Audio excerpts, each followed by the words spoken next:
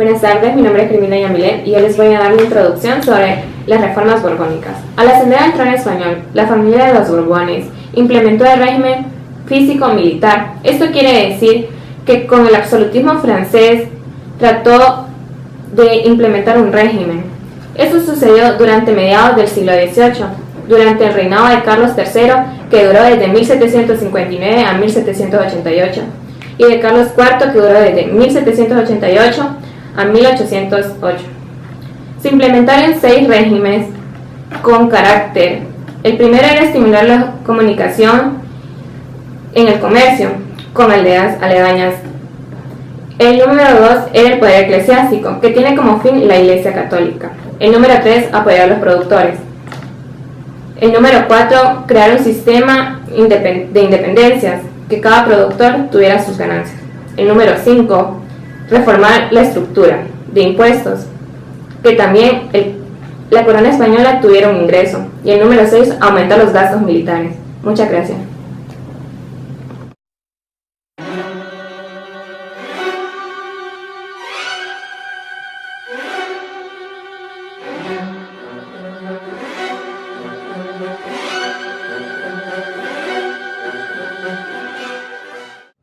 Hola, buenas tardes, mi nombre es Noel Chévez y yo les voy a hablar un poco acerca de las comunicaciones y comercio de las reformas borbónicas.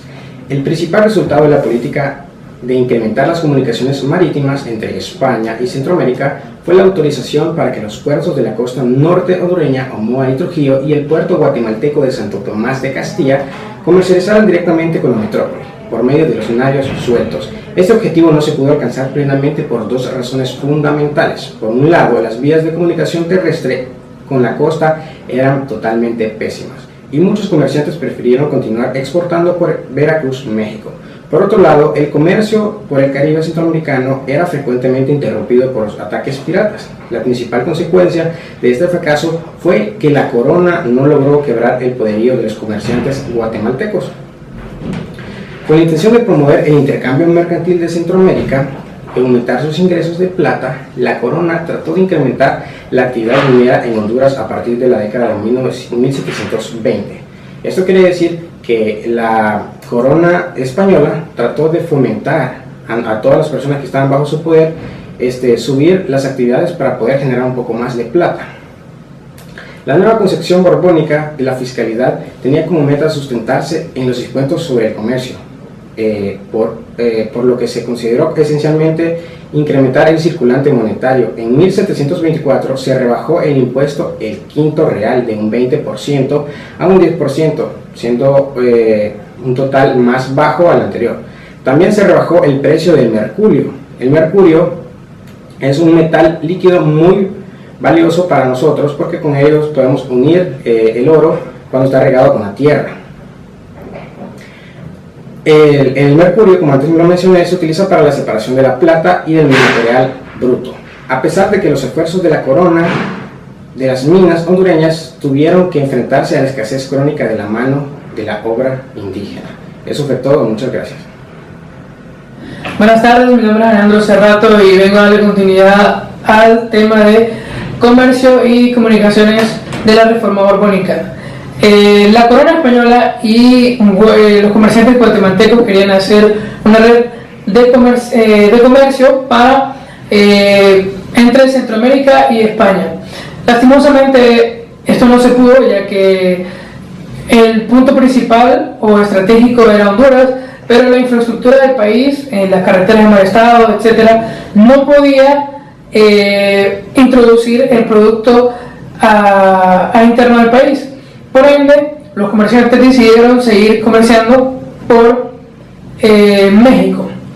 Lastimosamente, también la corona española no pudo crear redes completamente seguras, ya que la piratería estaba en su auge en ese momento y por ende no se pudo hacer completamente o concretamente una red segura. Por otro lado, también los comerciantes de España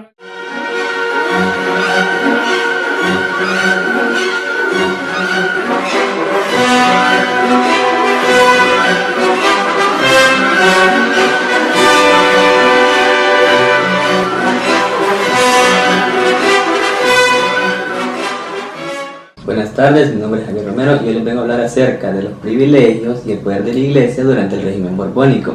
Este tiene origen en los años 1700, cuando la Iglesia gozaba de un poder económicamente alto y también políticamente.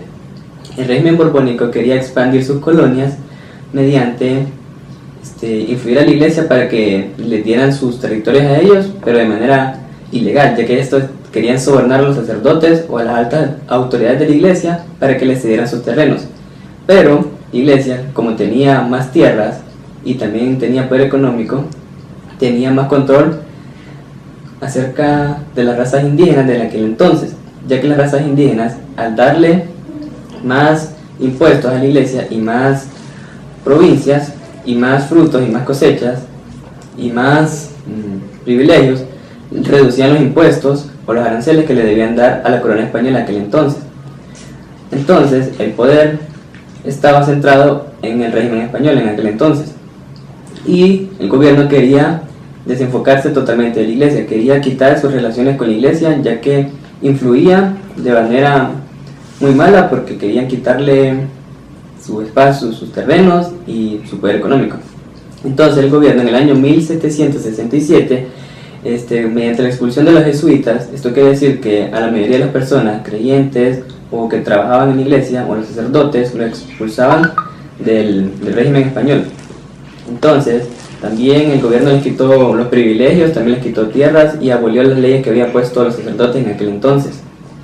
Y mediante esto, en el año 1805, el régimen español quiso remover totalmente sus relaciones con la Iglesia, pero nunca se dio nada, y muchas gracias por su atención.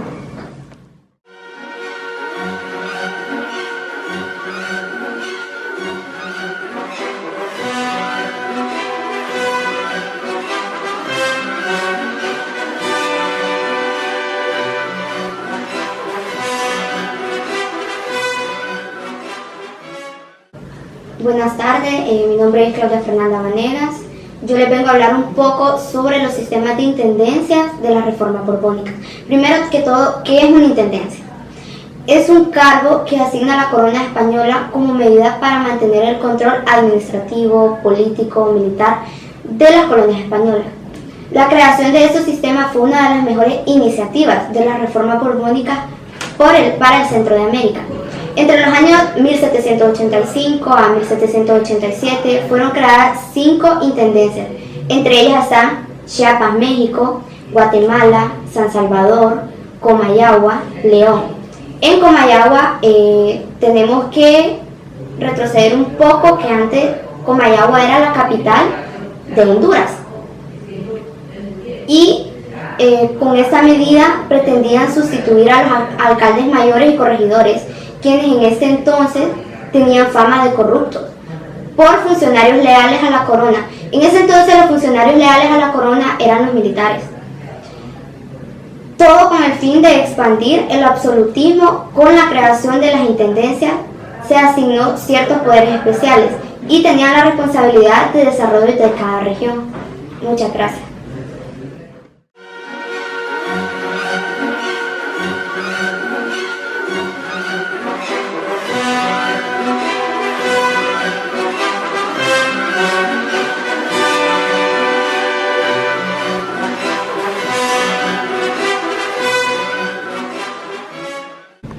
Buenas tardes, mi nombre es Andy Moncada y yo les voy a hablar acerca de la reforma fiscal. A mediados del siglo XVIII, los ingresos de la Real Hacienda en la Audiencia provenían principalmente de los tributos de los indígenas. La corona española se propuso incrementar los ingresos provenientes de comercio mediante la creación de receptorías de alcabalas. Ese impuesto al comercio era cobrado fundamentalmente por los guatemaltecos, por los comerciantes guatemaltecos. Sin embargo, como estos controlaban las aduanas, ellos fácilmente podían hacer lo que es fraude.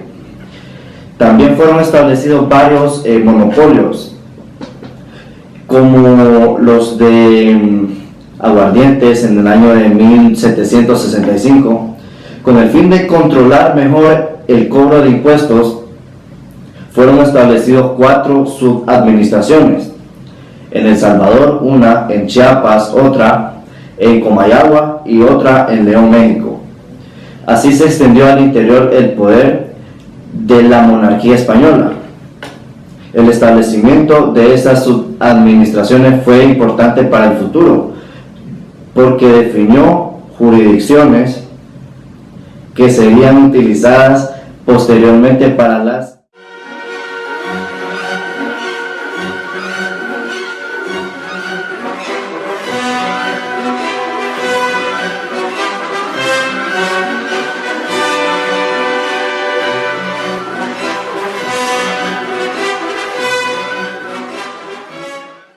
Buenas tardes, mi nombre es Darwin Hernández. El día de hoy vamos a aprender acerca de lo que es la defensa militar. Una vez establecido lo que era el nuevo sistema impositivo, fuertes sumas de dinero fueron reinvertidas en Centroamérica para pagar los sueldos de los burócratas y para la defensa del territorio. El objetivo fundamental de esto, en ese campo, era contender el expansionismo inglés en la costa del Caribe. Inglaterra se comprometió en el Tratado de París, que el Tratado de París fue firmado el 3 de septiembre de 1873, lo cual finalizó con la guerra entre Gran Bretaña y los Estados Unidos, lo cual abre lo que es la independencia de los Estados Unidos. También París estaba comprometido a derrocar las fortificaciones construidas en la Mosquitia y en la bahía de Honduras. No obstante, los intereses de los colones ya afianzados en esas áreas impidieron acabar cumplimiento de los acuerdos. Más adelante, en 1786, la firma de la Convención Anglo-Española autorizó a los ingleses a continuar con la tala de madera preciosas y el palo de Brasil en Belice. Los ingleses, por su parte, se comprometieron a desalojar los asentamientos de las costas hondureñas y nicaragüenses, tanto como las islas de la bahía y otras pequeñas islas del Caribe. Más de 3.500 personas dejaron la zona, pero algunos de los colonos se negaron a abandonar sus pertenencias y debieron reconocer el dominio español. A pesar de todos los esfuerzos realizados, no se logró eliminar la presencia de los ingleses en el Caribe de Centroamérica, y más bien, en el acoso de la época colonial, el contrabando incrementó en su mayoría a través de Belice, el cual se convirtió en el principal establecimiento en la región. Muchas gracias.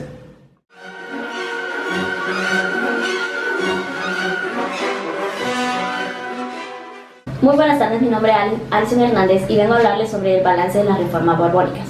Un pequeño balance sobre el alcance del reformismo borbónico en Centroamérica muestra los pobres resultados que tuvieron estas.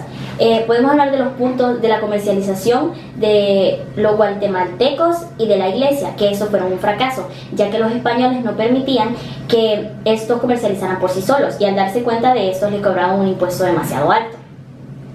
Esto hizo que los ingresos fiscales subieran y no le agradó a lo que era Centroamérica, y los españoles no tuvieron el resultado que esperaban. Y de esto vino lo que fueron las revueltas antiespañolistas, que armaron alboroto en el reino.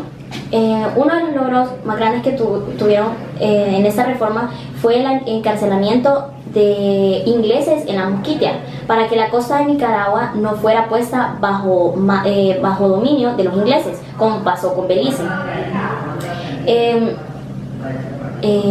Pasó a esto, las cosas fueron cambiando, y pasó a 1790.